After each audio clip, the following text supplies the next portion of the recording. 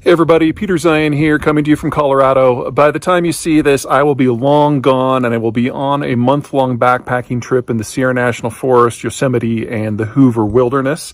I'll be returning the first week of September, and I'm probably going to be recording a few things along the way, so I'll come back with some content for you guys. But I wanted to send you off with a little talk about this idea that we're in recession or about to be in recession. The bottom line, I don't think we're there yet. There's definitely some things to be concerned about. Obviously, inflation is a big issue, but we're getting in a weird place. Consumer spending is high, nearly at record levels. Employment is high, nearly at record levels. Unemployment is low, nearly at record levels. Business investment is high, almost at record levels. Consumer activity, industrial activity, it all looks great.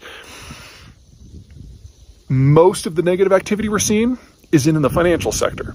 And if you guys remember back to Alan Greenspan, he was famous for making policy that deliberately ignored the financial sector because it's volatile by nature. It wasn't until we got to Ben Bernanke and Federal Reserve chairs since that it became a little bit more of an issue. Now, that doesn't mean that that's good or bad or otherwise, but Greenspan did preside over the longest stretch of growth in American history. Cue the hate mail, I can just see it already. Anyway, my point isn't that we are or are not in recession, although I don't think we are at this moment.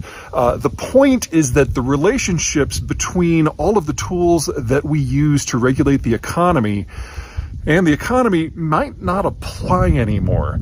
For the bulk of human history, well, modern human history, the last 500 years, it's all about figuring out how you can maximize your share of a pie that is steadily growing. For 500 years, we've had steadily growing population growth, turning to explosive population growth in the industrial, in the industrial era that postdates World War II. And as long as there are more people, as long as there is more technology, growth is easy.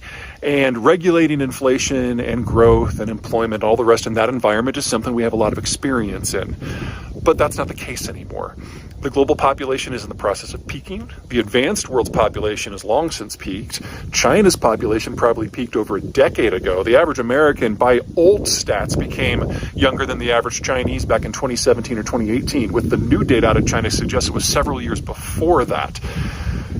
If the pie is no longer getting bigger, then it's not clear that any of our measures, whether it's for inflation or growth or investment or otherwise, are even relevant anymore, much less tools like interest rates. So I'm not saying this to specifically scare you, although that is a perfectly reasonable takeaway. My point is to give policymakers a little bit of a break. They are literally making this up as we go along because we are making this up as we go along. Does that mean I'm putting my finger on any particular asset? No, I'm not a CFA, so take that for what it is. Okay, that's it from me. That's a sunset, not a volcano in the background. I don't live in Iceland. Okay, take care. Bye. See you in a month.